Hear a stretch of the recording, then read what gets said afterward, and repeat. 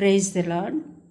సమస్యల్లో ఉన్న నీకు దేవుడు ఒక మాట చెప్తున్నాడు.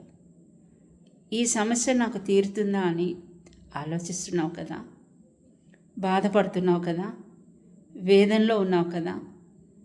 దేవుడు అంటున్నాడు నీతో, బిడ్డ, నీ జీవితంలో నేను అనేక అద్భుత కార్యాలు చేశాను కదా, మరి ఈ సమస్యను నేను తీర్చలేనా అని అంటున్నాడు. బిడ్డ, ఆవేదన పడకు, నేను నీకు తోడై ఉన్నాను.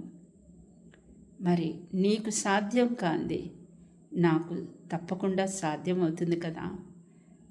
మరి దేవుని చిత్తమైతే ఎంతటి సమస్య అయినా, ఎవ్వరి వలన కానటువంటి ఆ సమస్యని ఆయన తప్పకుండా మనకి తీరుస్తాడు, చేస్తాడు కూడా. గట్టి విశ్వాసంతో ప్రార్థన చేసుకో. దేవుని వలన కానటువంటిది ఏది కూడా ఈ లోకంలో లేదు.